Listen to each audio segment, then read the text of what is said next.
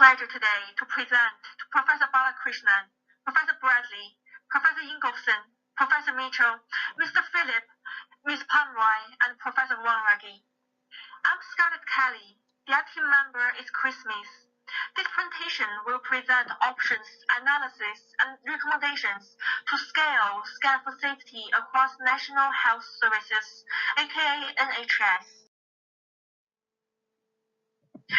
NHS is a national government health system in England.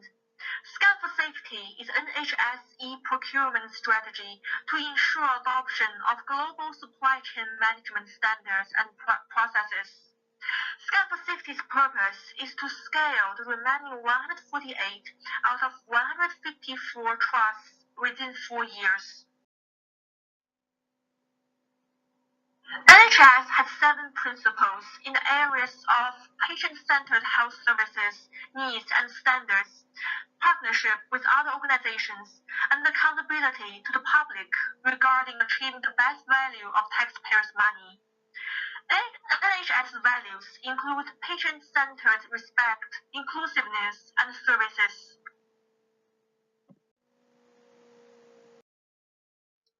We have performed a stakeholder analysis of the 6 Scan for Safety pilot projects. The full analysis is found in the appendix, but a summary is detailed here which explains the value proposition for the major actors involved. Private sector actors value access to objective health system data and evidence of outcomes to inform innovative product design and development in order to increase product competitiveness, whereas families and patients want to receive quality and safe care which would reduce the fear of never events such as wrong site surgeries. Policymakers value achieving quality outcomes across defined populations and reducing cost of providing that care, which fulfills the legislative mandate. Finally, individuals and health systems want to be leaders in quality care and advocacy for patients, which can be achieved through Scan for Safety by increasing the visibility across the care journey, reducing budget burden on organizations, and supporting continuous care and ensuring access to accurate information. We have also performed a SWOT analysis of the implementation of the 6 Scan for Safety pilot projects. The full analysis is again found in the appendix, but a summary is detailed here. Internally within Scan for Safety, the strengths of the program allowed for enhanced data sharing across and within departments, and there is strong political support for the program. However, some weaknesses that were identified included the mishandling of technology, potential technology malfunctions, and unknown costs that may occur during implementation. External to Scan for Safety, there are several opportunities that support the program implementation. This includes increased capacity in data analytics, and that this technology is not novel, it's often frequently used in the retail sector. Frequently, there are some potential threats. This includes the political uncertainty caused by Brexit and the rise of cybersecurity threats. Based on SWOT analysis, the scaling aims to maximize the strengths and realize opportunities to the remaining 148 trusts while minimizing the impacts of weakness and threats. There are 2 scalable options: centralization of Scan for Safety's management operations, aka COSMO, and peripheral operation management, aka POMS. 6 criteria are used to weigh the benefits and trade-offs of the 2 options. The first one is a timeline, which means that scaling is on time without unnecessary delays. The second one focuses on stakeholder engagement, which means that trust is built between buyers and suppliers, as well as between trusts and NHS, in order to enable smooth coordination and decision-making process. The third is the cost, which features that less legal fees and compensations towards patient safety incidents and cost saving when there's less inventory resource waste. The fourth is technology regarding potential technology failure, data security, and data management system. The fifth is management style in terms of successful change of supply chain management. The last is policy and law in the field of healthcare, data, technology management, and innovation that aligns with the EU General Data Protection Regulation 2018.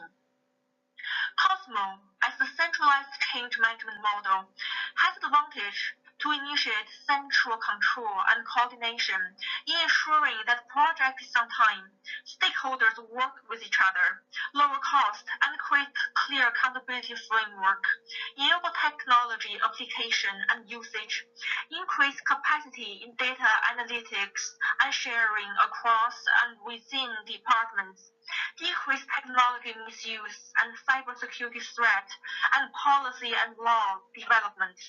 In other words, change management is easier to realize when there is centralized control. This means that Cosmo is more desirable than POMS, even though POMS as a less centralized model can make stakeholders easy to accept. Yet, overarching coordination that is essential for scaling, change management, adoption of technology, lowering costs, and promoting patient safety, and creating policy and law is missing in POMS. Because of the requirement of NHS leadership function in coordinating the buyers and suppliers, building relations, and overseeing the process, cost, and the change of management, Cosmo becomes the recommended option. The NHS will provide the central source of leadership and coordination within Cosmo. This is achieved through support from the Secretary of State, Jeremy Hunt, aligning Scan for Safety with NHS policies such as the Francis Report, Personalised Health and Care 2020, and the Carter Report, and with EU law, i.e. the MDR Regulation EU 2017/45 and the IVDR Regulation EU 2017/46.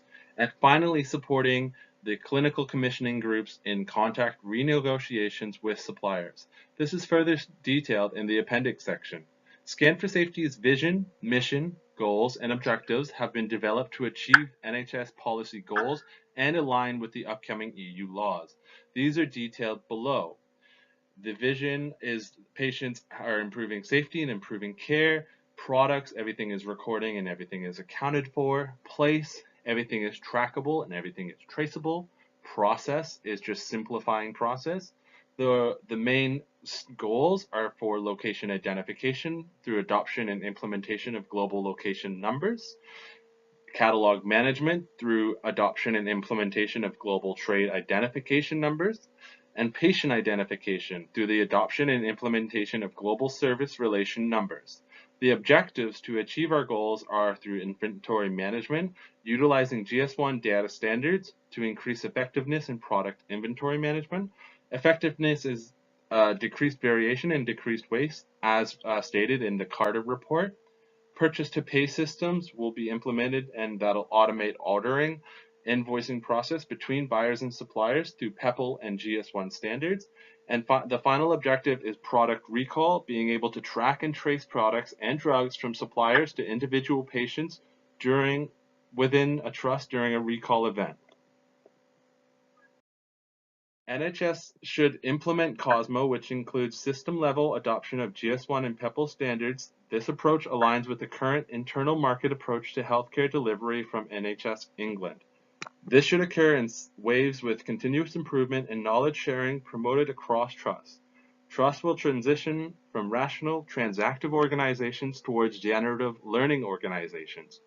Trusts that have yet to participate within one of the waves of implementation will be supported through education and engagement sessions to improve their readiness. At times, there may be conflicts between decisions that make logical sense at the NHS system level, but not in terms of the local trust needs. However, this will be mitigated through the co-development of action plans that are grounded in the local current state assessments. These will be further explained in the next section. The localized trust level action plan occurs in 4 stages over 3 specified time periods. Prior to implementation, will include a current state assessment, which will look to establish a backbone group within the trust that will spearhead this implementation. From this current state assessment, the group will develop an action plan that is grounded in the local context but aligns with the national strategy. They will be supported from NHS and other trusts that have implemented Scan for Safety successfully. Afterwards, they will engage in the competitive bidding processes. When winners are selected, final action plans are negotiated between NHS and Trust to ensure that they are appropriate and maintain cohesiveness with the overall vision. The next stage is the implementation of those action plans, which includes internal periodic monitoring to review, reflect, and revise action plans. See performance standards and performance measures in the appendices for what they will be measuring. These will be done prior to the external milestone deadlines to ensure they are making progress on the objectives to receive further funding. After achieving these baseline objectives, Trust will support and collaborate with each other to further Scan for Safety program process and to enhance it through new objectives to further improve patient safety outcomes.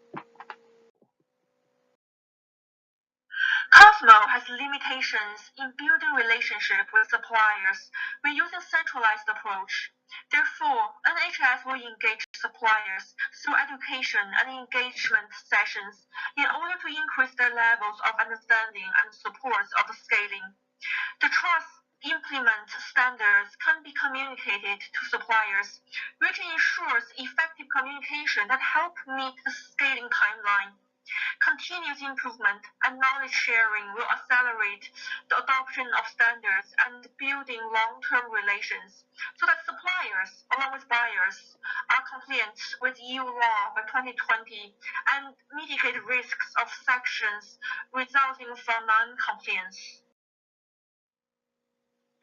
Communication strategy aims to engage both buyers and suppliers. Both buyers and suppliers need to receive information and education in order to build awareness of the needs of communities. Knowing buyers' needs of product attributes and suppliers' responses and feedback is key to support progress in standard adoption. Communications about data creation and management can maximize the benefits of data collection towards patient safety. A more extensive internal and external communication plan can be found in the appendices. We have identified several risks to the program implementation based on likelihood and severity of risk.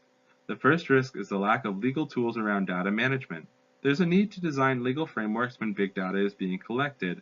Currently, there is a law about data sharing between public bodies, but it is inadequate when the private sector can become a part of the process.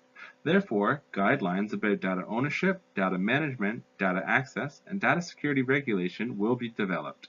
The second risk is in regards to technical failures and errors. The backup plan should be developed with suppliers and buyers at an early stage in order to respond to technical failures and errors. The plan should have two components, the backup system and the operational map for staff. The third risk is the difficulty in engaging in the large number of stakeholders throughout this process. Ongoing and consistent communications by the NHS Communications Department will be crucial to keep all stakeholders on the same page and inform the processes and outcomes. The final risk is potential delays due to unexpected events.